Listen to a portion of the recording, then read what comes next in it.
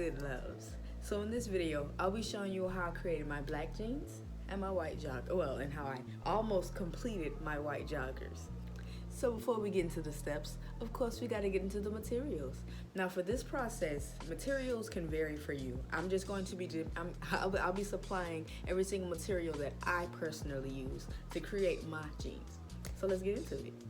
Alright, so I use my Cricut, my mat, my weaver tools, cheap tape because my mats have lost adhesive, gold vinyl because it's the base for all of my designs, scissors, my paintbrushes, satin acrylic paint and speedball fabric and opaque fabric paint, parchment paper, an iron, black jeans that I bought from Walmart and they were $10 at the time but $11.78 now, and some white polyester fabric that I had on hand from fabrichostaledirect.com.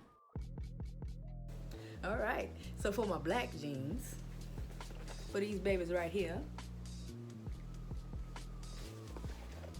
yeah. So for my black jeans, I kind of freestyled it a little bit.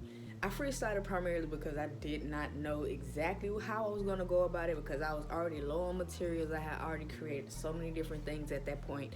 So I kind of had to freestyle this one a little bit. So I'll skip the Cricut editing part primarily because the overall process within the Cricut editing I've already done in previous videos. So it's like I try not to repeat too many different things unless it's necessary for the video. So skipping past the Cricut editing and jumping straight onto the painting, jumping straight onto the setup. I knew that I wanted lightning bolts at the base, so created a canvas for it. You cannot see it that way. Hold on, bam.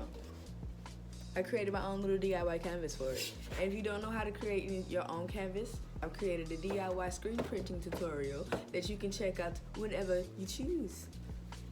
So once my canvas was done, I got my opaque SpeedballOpaqueFabric. I got me some white SpeedballOpaqueFabric because opaque fabric is, as you can see, it brings out the color on black fabrics. So I set this as my base for all of my pants first.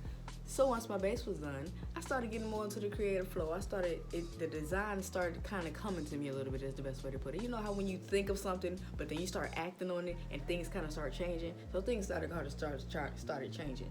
So I created another DIY screen for my MCCX1, for my MCCX11s. And after creating my screen, I went ahead and screen printed it along. So now we're pretty much the lightning bolts and the base pretty much being done. I got the painting. So with the screen printing now done, I traced out the kneecaps of one of my pants, cut out the trace, and then traced out and cut for the rest of my pants.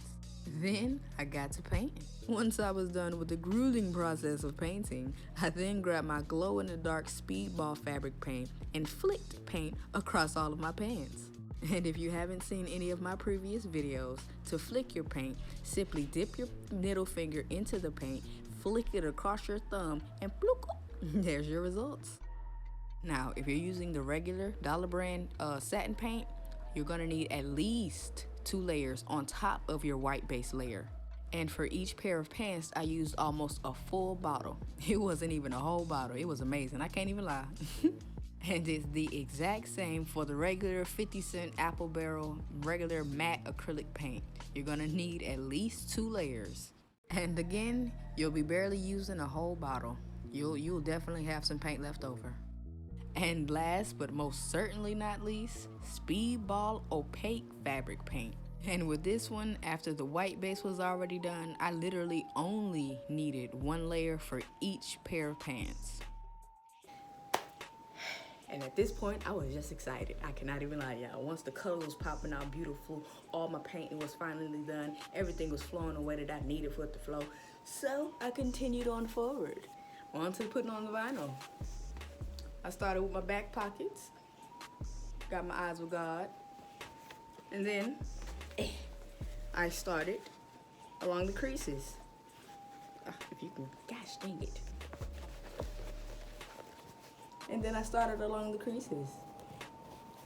Now one thing I can say if you are ironing creases, what you want to do, let me see if you can see the gap. See that little bit of gap there? You can't really see it for real. But what you want to do is, see this fold? The inside fold, you can't even see the fold.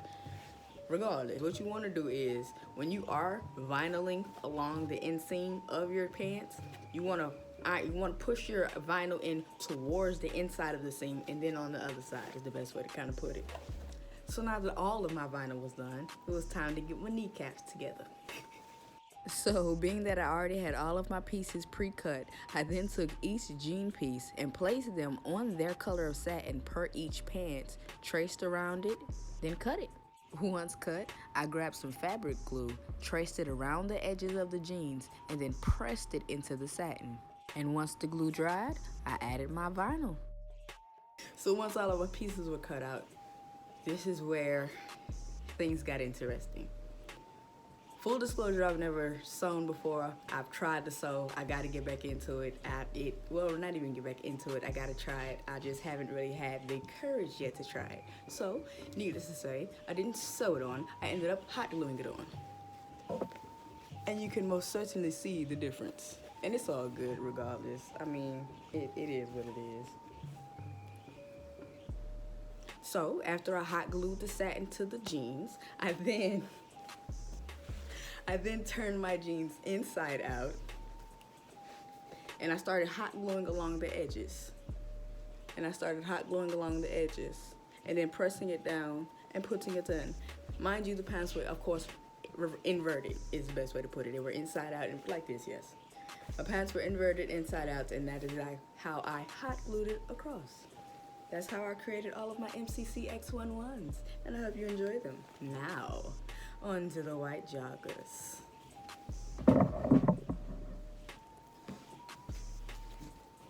All right. Bruh. Now, as you can see here, they're not quite joggers yet, but it's all good. It's all good. As I said, I have yet to learn to sew, so I kind of just have bits of fabric, bits of nicely designed fabric. Being that I've never sewn, this particular part of the tutorial, I'll be using another YouTuber whose name I cannot pronounce to show us how to cut our pants. First thing we're going to do is cut out the pants material. So grab the material that you want to use as the pants and double up on your fabric. Now grab the pants that you want to use as a template, and then you want to start cutting a 1 to 2 inch allowance around your pants. Don't worry about it being too big of an outline. It gets canceled out later once we start sewing pieces together. But once you finish your first piece, you can actually use that piece as a template to cut out your second piece. So just flip it over exactly how I do it, and then cut exactly the same size as the template you just used. Always take your time when you're cutting, because you don't want to end up with some jagged looking things or something too small or too big. Once you're done with all your cutting, you should end up with 4 pieces. So here is the right side, here's the front and back piece, and then here is the left side, the front and the back piece.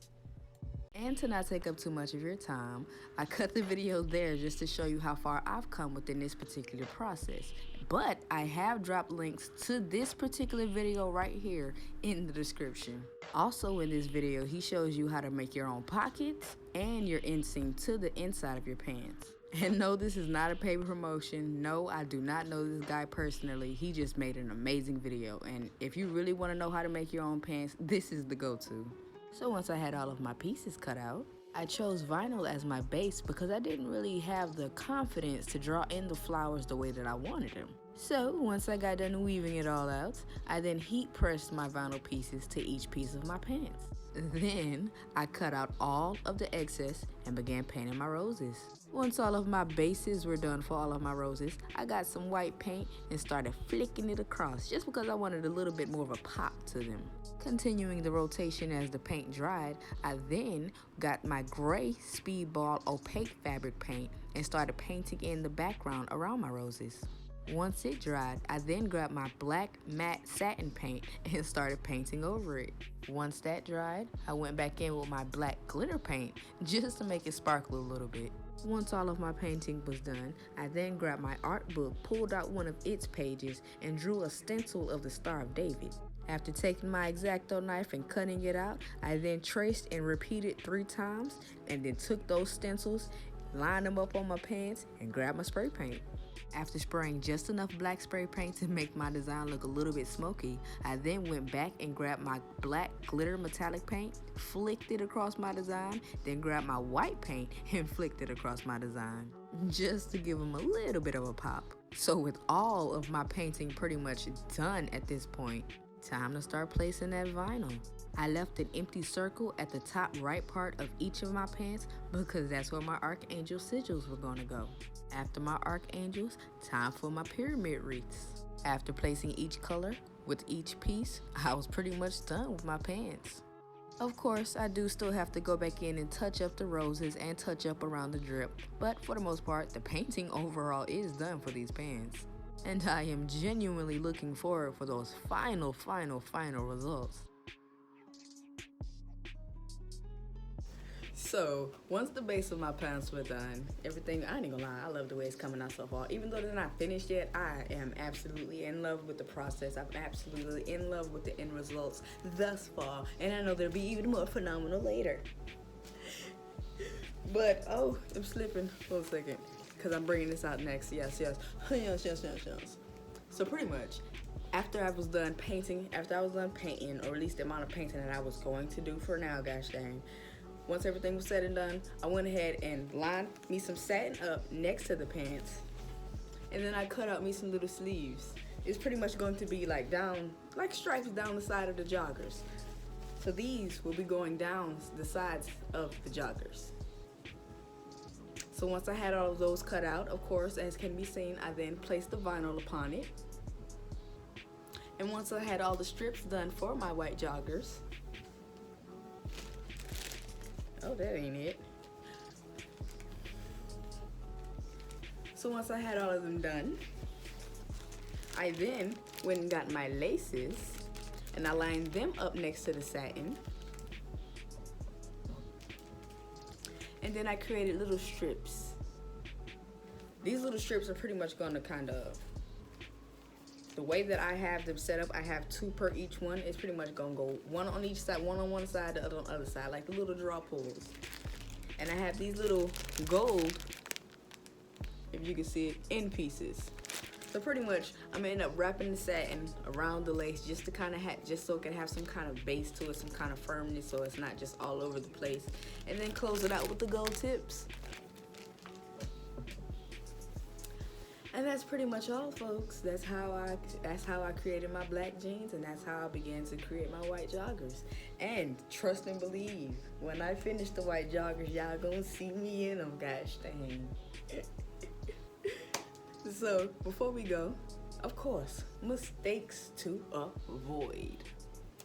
Honestly, the only real mistakes that you can make is when you cut your fabric. Make sure you're cutting precisely as possible. And when working with your fabric, try to keep your workspace as clean as possible. And if you're adding vinyl, make sure there is parchment paper covering your entire design, or make sure something's covering the area you're not ironing. And last up, when you're spray painting, just be very mindful of that back spray. Just either fold your fabric under your stencil or just cover it with something else. And that's all, folks. And that's how I created my black jeans and my white joggers, or almost completed my white joggers. And trust and believe, when I do finish them, y'all gonna see me all up in them. Man, I'm so ready to finish them things, but I'm giving it time. I don't like to rush. I don't like touching anything with half of my heart, so that's why I'm just letting them sit for a while. I don't like to touch anything with frustration, anything with low vibration energy. It got high vibes only, in every single term of the word. And I hope and I pray that every single bit of information that I was able to give to you today will supply you in being able to create the most phenomenal jeans that you can yourself. Jeans, joggers, bell bottoms, whatever you choosing to create, I hope I was able to give you some form of information to help you bring your vision to life. So if you like what you see, hit the like button. Hit the like button. And I can guarantee if you subscribe, you will not be disappointed. So hit the subscribe button. You ain't even gotta turn on the bell. Cause I already know you're gonna see what y'all already know you're gonna see what you need to see when you need to see it. So without further ado, wait, part 10? Is it part 10? So, if you're curious to know exactly how to make your own custom kicks, then look out for part 11. And part 11? Yeah, part 11. My God. And after that, y'all, we almost done. This is part 10. This is part 10. We're on to part 11. Then we got 12, 13. So, pretty much, part 10 right here, jeans and joggers. Right, coming up next, part 11, we got the shoes. Part 12, I will show you how I created my own bead. I will show you how to create your own bead jewelry. And part 13, I'll show you how to create your own home decor. Whew. I'm bringing them out as I can, y'all. I'll be honest with you. We almost done. We almost there. Y'all stay blessed. Can't pick up no crown. Holding what's holding you down. Can't pick up no crown. Can't pick up no crown.